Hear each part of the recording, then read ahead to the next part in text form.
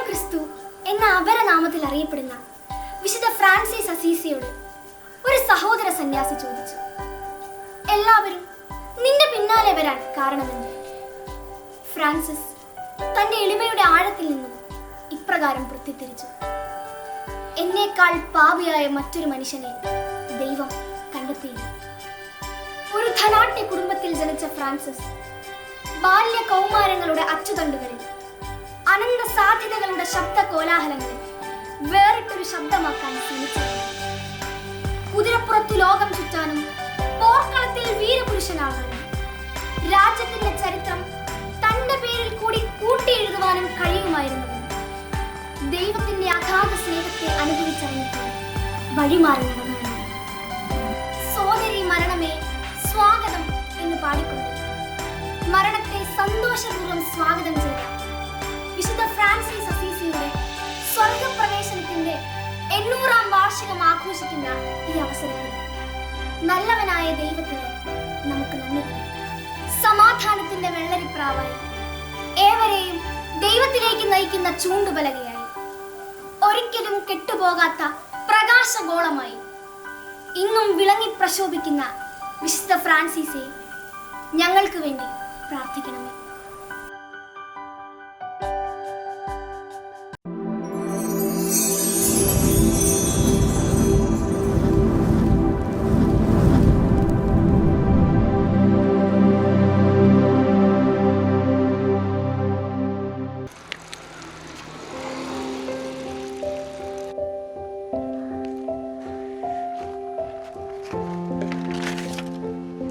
അമ്മേ, എത്ര നാളായി ഈ വാടക വീട്ടിൽ കിടക്കാൻ തുടങ്ങിയിട്ട്? ഇവിടെ നിന്നെങ്കിലും മാറാൻ പറ്റുമോ?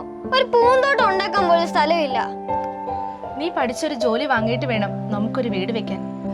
എന്തായാലും ഞാൻ നല്ലൊരു വീട് വെക്കും. വീടിന്റെ മോഡ് ഞാൻ കണ്ടുവച്ചിട്ടുണ്ട്. എന്റെ മോനെ, നിന്റെ പപ്പ മര്യാദയ്ക്ക് ജീവിച്ചിരുന്നെങ്കിൽ നമുക്ക് ഈ ഗതികേട് വരില്ലായിരുന്നു. പപ്പ എന്താ കാണിച്ചത്? നമുക്ക് നല്ലൊരു വീടുണ്ടായിരുന്നതാ. അതെന്തിയേ? നിന്റെ പപ്പയുടെ മദ്യപാനമായിരുന്നു എല്ലാത്തിനും കാരണം. നമ്മളെ കടക്കണിയിലാക്കിയിട്ട് ഒരു നാൾ നിന്റെ പപ്പ നാട് വിട്ടു. പിന്നെ അയാളെ ഞാൻ കണ്ടിട്ടേയില്ല. നിനക്കന്ന് ഒരു വയസ്സേ ഉണ്ടായിരുന്നുള്ളൂ. കടം വീട്ടാൻ നമ്മുടെ വീടും ഉള്ളതെല്ലാം വിൽക്കേണ്ടി വന്നു. എൻ്റെ ഒരു കൂട്ടുകാരിയാ ഇങ്ങനൊരു വീട് ശരിയാക്കി തന്നത്. ഇവിടെ വന്ന് കയറിയിട്ട് 8 വർഷമായി. പപ്പ മരിച്ചു പോയല്ലേ, ഇനിയിപ്പോ പറഞ്ഞിട്ട് കാര്യമുണ്ടോ? മരിച്ചുപോയോ ജീവിച്ചിരിപ്പുണ്ടോയെന്ന് എനിക്കറിയില്ല. മരിച്ചുപോയെന്നല്ലേ അമ്മ എന്നോട് പറഞ്ഞത്. ജീവിച്ചിരിപ്പുണ്ടെന്ന് പറഞ്ഞാൽ പപ്പയെ കാണാൻ നീ ആഗ്രഹിക്കും, ശരിയല്ലേ? അതൊക്കെ ശരിയാ. ഇങ്ങനെയൊക്കെ കാണിച്ചല്ലോ എന്നോർത്ത് അമ്മയ്ക്ക് പപ്പയോട് ദേഷ്യമുണ്ടോ? സത്യം പറഞ്ഞാൽ എനിക്ക് നല്ല ദേഷ്യമുണ്ട്. ഓർക്കുമ്പോൾ സഹിക്കാൻ പറ്റുന്നില്ല. എന്തായാലും പപ്പയെ ഇനി നമ്മൾ കണ്ടുമുട്ടില്ല. പിന്നെ ദേഷ്യം വെച്ചിട്ട് കാര്യമുണ്ടോ അമ്മേ? ഒരു കാര്യമില്ലെന്നും അറിയാം, എങ്കിലും അതങ്ങ് ക്ഷമിക്കാൻ പറ്റുന്നില്ലടാ മോനെ. കഴിഞ്ഞ ദിവസം 2 സിസ്റ്റേഴ്സ് ഇവിടെ വന്നു. അവരെന്നോട് പറഞ്ഞു, മോളെ, നീ ഒത്തിരി സഹിക്കുന്നുണ്ടെന്ന് ഞങ്ങൾക്കറിയാം. എല്ലാം ഞങ്ങൾ മനസ്സിലാക്കുന്നു. ദൈവം അറിയാതെ നമ്മുടെ ജീവിതത്തിൽ ഒന്നും സംഭവിക്കുന്നില്ല. നിങ്ങൾ പറയുന്നുവെന്നും എനിക്ക് മനസ്സിലാവുന്നില്ല. നീ നിന്റെ ഭർത്താവിനോട് പൂർണ്ണമായി ക്ഷമിച്ചാൽ കർത്താവ് നിനക്ക് നഷ്ടപ്പെട്ട സന്തോഷവും സൗഭാഗ്യവും തിരിച്ചു തരും. ഞാനല്ലേ സഹിച്ചത് മുഴുവൻ. പെട്ടെന്നൊന്നും എനിക്ക് ക്ഷമിക്കാൻ പറ്റില്ല. ഞങ്ങൾ പ്രാർത്ഥിക്കാം. ക്ഷമിക്കാനുള്ള കൃപ കർത്താവ് മോൾക്ക് തരും. നാളെ ഒക്ടോബർ 4-ാം തീയതി അല്ലേ എന്റെ ബർത്ത്ഡേയും എന്റെ വിശുദ്ധന്റെ തിരുനാളും. ടീച്ചർ പ്രാർത്ഥന തന്നിട്ടുണ്ട്, ഞാൻ ഇപ്പൊ എടുത്തോണ്ട് വരാം.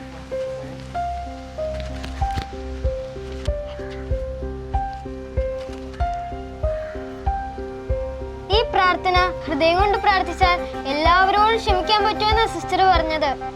പിന്നെ വേറെ ഒത്തിരി കാര്യങ്ങളും പറഞ്ഞു. അമ്മയ്ക്ക് അതൊക്കെ കേൾക്കണ്ടേ? തീർച്ചയായും.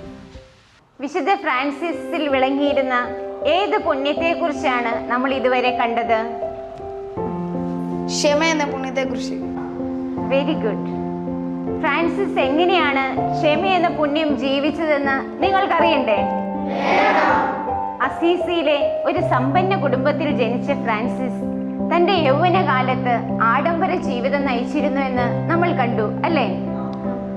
എന്നാൽ ഈശോയുടെ സ്വന്തമായി തീർന്ന നാൾ മുതൽ അദ്ദേഹം തന്റെ വിലപിടിപ്പുള്ള വസ്ത്രങ്ങളെല്ലാം ഉപേക്ഷിച്ച് ഒരു ദരിദ്രനെ പോലെ ഭിക്ഷയാചിച്ചു നടന്നു.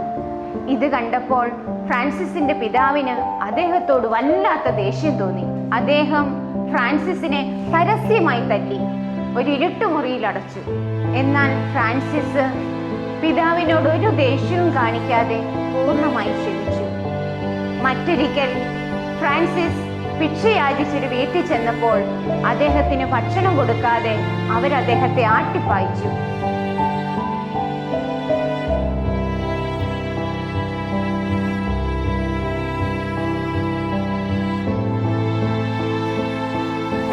കൊടുക്കരുത്, ഇവൻ കള്ളനാ.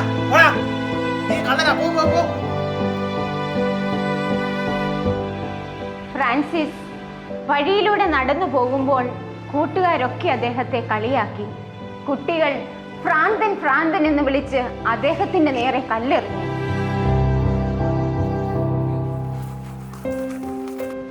എന്നാൽ അദ്ദേഹം അവരോടെല്ലാം ക്ഷമിച്ച് അവർക്ക് വേണ്ടി പ്രാർത്ഥിച്ചു.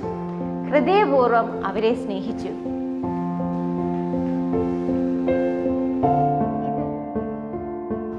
ഇത് വിശുദ്ധ ഫ്രാൻസിസിന്റെ സമാധാന പ്രാർത്ഥനയാണ്. അനേകം ഹൃദയങ്ങളെ സ്പർശിച്ച പ്രാർത്ഥന.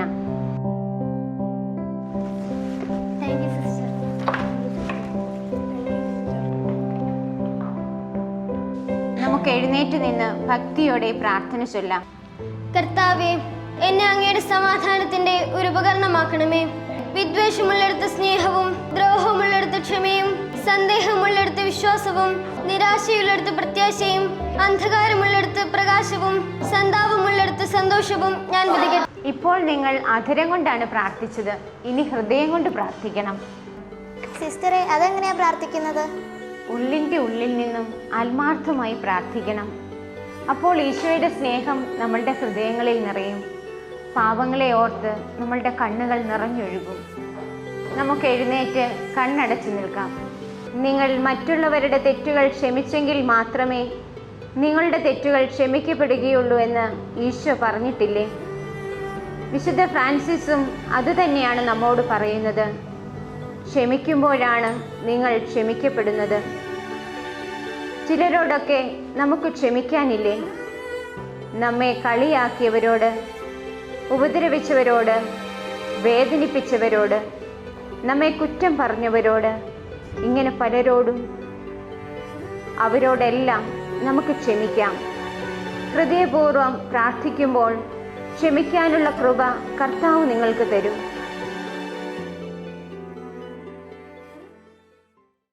സിസ്റ്റർ പറഞ്ഞ പോലെ ഈ പ്രാർത്ഥന അമ്മ ഹൃദയം കൊണ്ട് പ്രാർത്ഥിക്കുക. അപ്പോൾ അമ്മയ്ക്കും ക്ഷമിക്കാൻ പറ്റും. ഞാൻ ഇപ്പൊ വരാം.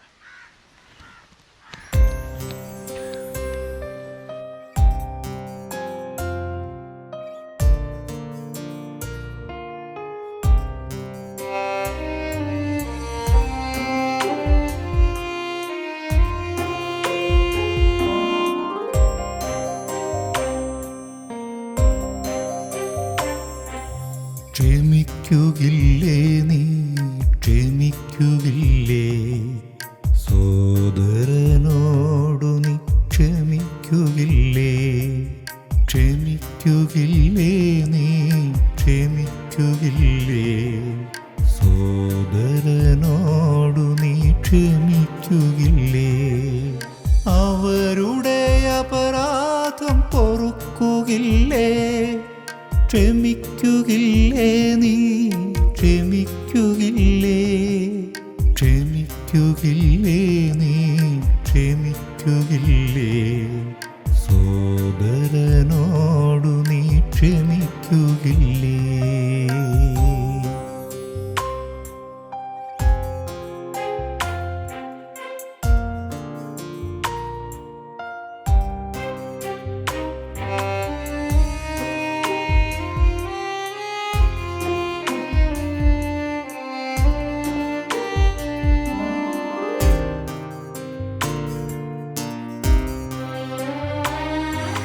നിനക്കായി ഞാൻ സഹിച്ച പീഡകളോർത്തെങ്കിലും, നിനക്കായി ഞാൻ സഹിച്ച പീഡകളോർത്തെങ്കിലും, ദ്രോഹിച്ചവരോടു നീ ക്ഷമിക്കുകില്ലേ? മുറി മുറിവേൽപ്പിച്ചവർക്കുമാ പേകുകില്ലേ, ദ്രോഹിച്ചവരോടു നീ ക്ഷമിക്കുകില്ലേ, മുറിവേൽപ്പിച്ചവർക്കുമാ പേകുകില്ലേ. ഇനിയെങ്കിലും ഇന്നെങ്കിലും സോദരനോടു നീ ക്ഷമിക്കുകില്ലേ. ഈശോയെ, ഞാൻ എൻ്റെ ഭർത്താവിനോട് പൂർണ്ണമായി ക്ഷമിക്കുന്നു. എന്റെ ബർത്ത്ഡേക്ക് കൂട്ടുകാർക്കൊരു മിഠായി പോലും കൊടുക്കാൻ പറ്റിയില്ലല്ലോ. മോനെ, ഇതാ നിനക്കൊരു ഗിഫ്റ്റ്. എനിക്ക് വേണ്ട, ആരോടും ഒന്നും വാങ്ങരുതെന്ന് അമ്മ പറഞ്ഞിരിക്കുന്നത്. എല്ലാ വർഷവും ഒക്ടോബർ 4-ാം തീയതി ആദ്യം കാണുന്ന കുട്ടിക്ക് ഞാനൊരു ഗിഫ്റ്റ് കൊടുക്കാറുണ്ട്. മോനിത് വാങ്ങിക്കോ.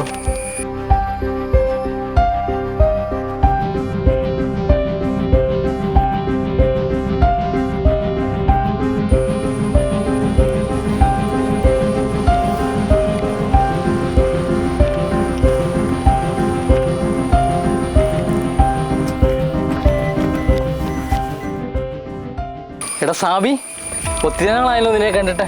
നീ തന്നെയാണെന്ന് എനിക്കൊരു സംശയം തോന്നി, അതുകൊണ്ട് ഇറങ്ങി വന്നതാ. സുഖമല്ലേ? അത്ര സുഖമാണെന്ന് പറയാൻ പറ്റില്ല. നീ വയനാട്ടിലില്ലായിരുന്നോ? എങ്ങനെ ഇവിടെ എത്തി? അതൊരു കഥയാ ജോസേ. എന്താ, എന്തു പറ്റി? ഞാനെല്ലാം പറയാം. വയനാട്ടിലെ ചൂരൽമലയിൽ ഞാനും എൻ്റെ ഭാര്യയും സന്തോഷമായി ജീവിച്ചിരുന്ന കാലമുണ്ടായിരുന്നു. എന്നാൽ ക്രമേണ കൂട്ടുകാരുമൊത്ത് ഞാൻ മദ്യപാനം തുടങ്ങി. മദ്യം വാങ്ങാൻ പണം തികയാതെ വന്നപ്പോൾ ഞാൻ പലരോടും കടം വാങ്ങി. അങ്ങനെ ഒരിക്കലും വീട്ടാൻ പറ്റാത്ത വിധം ഞാൻ കടക്കണിയിലായി. അതിൽ നിന്നും രക്ഷപ്പെടാൻ വേണ്ടി 1 വയസ്സ് മാത്രം പ്രായമായ എൻ്റെ കുഞ്ഞിനെയും ഭാര്യയും ഉപേക്ഷിച്ച് ഒരു രാത്രി ഞാൻ നാട് വിട്ടു. താമസിയാതെ പണമുണ്ടാക്കി തിരിച്ചു വരാമെന്ന് കരുതി. പക്ഷേ അത് നടന്നില്ല. ഇന്ന് ഒക്ടോബർ 4 എൻ്റെ മോൻ്റെ പിറന്നാൾ ദിനം. നീ വിഷമിക്കാതെ. പിന്നീട് എന്ത് സംഭവിച്ചു? 2024 ചൂരൽമലയിൽ ഉരുൾപൊട്ടൽ ഉണ്ടായപ്പോൾ എൻ്റെ സൗമ്യയും മോനും അവിടെയുണ്ടോ എന്നറിയാൻ ഞാൻ ചൂരൽമലയിലെത്തി. എന്നാൽ കണ്ട കാഴ്ച ദയനീയമായിരുന്നു. എൻ്റെ വീടിരുന്ന സ്ഥലത്ത് കുറേ പാറയും മണ്ണും ചെളിയും മാത്രം. അങ്ങനെ എന്നേക്കുമായി എനിക്കവരെ നഷ്ടപ്പെട്ടു. ആ വേദനയിൽ അലിഞ്ഞു തിരിയുമ്പോഴാണ് ഒരു നാൾ ഫണ്ണങ്ങാനം മസീസിലെ മാർട്ടിനസിനെ കണ്ടുമുട്ടിയത്. മോനെ, എന്താ ഇവിടെ ഇരിക്കുന്നേ? കിടക്കാൻ ഇടവില്ലാത്തവർ എവിടെയെങ്കിലും ഇരിക്കണ്ടേ അച്ഛാ? മോനെ, നിനക്ക് മറ്റൊരിടം ഇല്ലെങ്കിലേ എൻ്റെ കൂടെ പോരെ. ഇവിടെ നിൻ്റെ കൂടെ പാ, കേട്ടോ.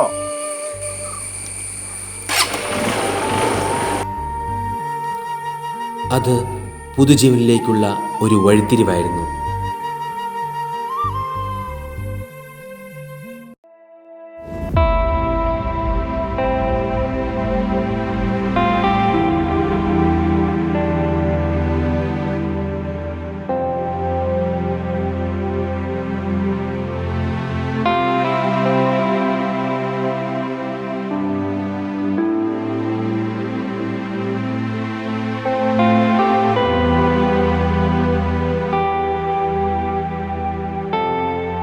എൻ്റെ എല്ലാ കാര്യങ്ങളും ഞാൻ അദ്ദേഹത്തോട് തുറന്നു പറഞ്ഞു.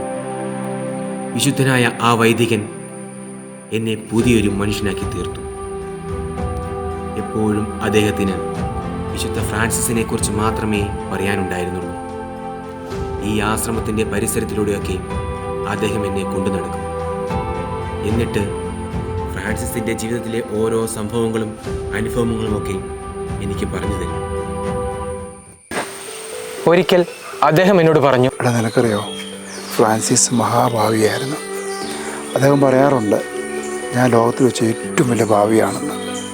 പക്ഷെ എപ്പോഴാണോ കർത്താവിനെ കണ്ടെത്തിയത് അന്നു മുതൽ വലിയ ചേഞ്ച് അദ്ദേഹത്തിലുണ്ടായി.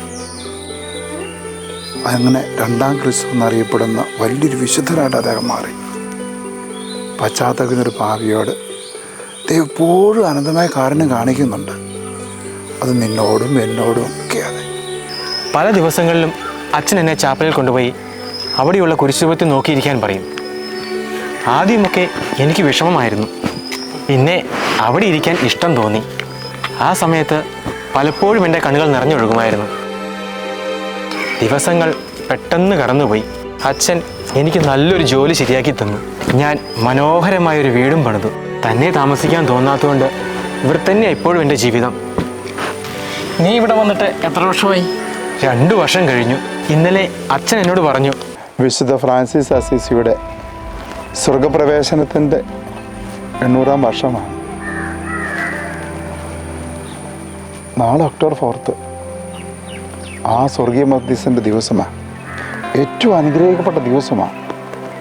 സാബി, നാളെ കർത്താവ് നിൻ്റെ ജീവിതത്തിൽ ഇടപെടുമെന്ന് വിശുദ്ധ ഫ്രാൻസിസ് പിതാവ് എന്നോട് മന്ത്രിക്കുന്ന പോലെ കർത്താവ് നിനക്ക് വലിയൊരു സമ്മാനം തരുമെന്ന് ആ പുണ്യാത്മാവ് എന്നോട് പറയുന്ന പോലെ എനിക്ക് തോന്നുക. നീ പ്രത്യേകം പ്രാർത്ഥിക്കണം കേട്ടോ. എന്നും പ്രാർത്ഥിക്കുന്നതല്ലേ അച്ഛാ? ഇതുവരെ ഒന്നും സംഭവിച്ചില്ലല്ലോ. അവരുടെ ദൈവത്തിന് ഒന്നും അസാധ്യമല്ല. ഇതൊന്ന് വിശ്വസിക്കുക.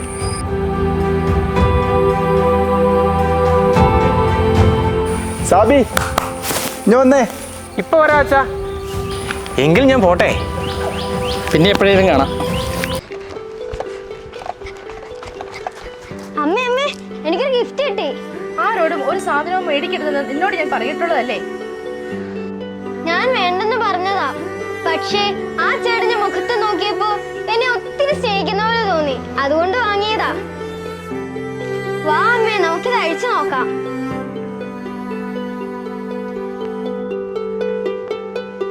ഇന്നെന്റെ ബർത്ത്ഡേ അല്ലേ? അമ്മയുടെ കയ്യിൽ ഗിഫ്റ്റ് മേടിക്കാൻ പൈസയൊന്നും ഇല്ലല്ലോ. അതുകൊണ്ട് എന്റെ വിശുദ്ധൻ തന്ന സമ്മാനമാ. എന്റെ മോന് ബർത്ത്ഡേക്ക് ഒന്നും വാങ്ങിക്കൊടുക്കാൻ പറ്റിയില്ലല്ലോ.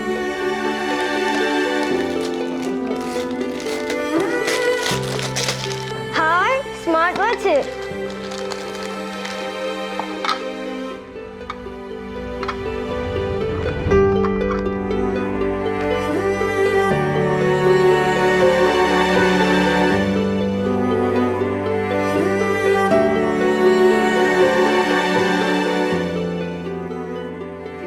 ഹായ്, ഇതെന്റെ കൂട്ടുകാർക്ക് ഞാൻ കൊടുക്കും.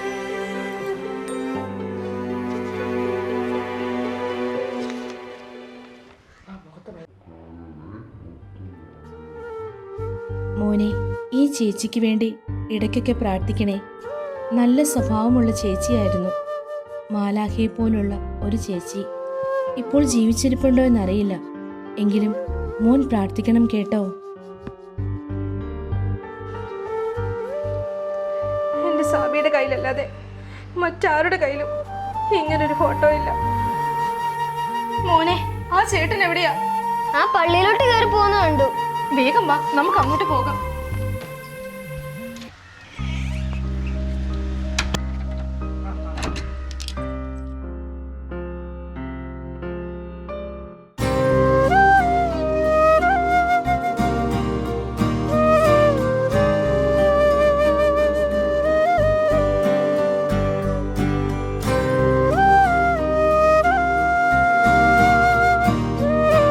അമ്മേ, ആ ചേട്ടൻ എനിക്ക് ഗിഫ്റ്റ് തന്നത്.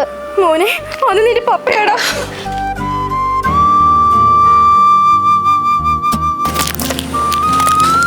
മോനെ, സൗമ്യ, നീ എന്നോട് ക്ഷമിക്കണം.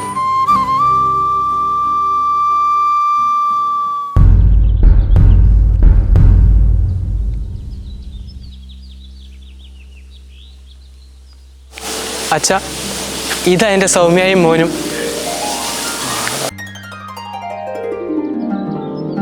അച്ഛൻ്റെ പ്രാർത്ഥനയ്ക്ക് ഒത്തിരി നന്ദി.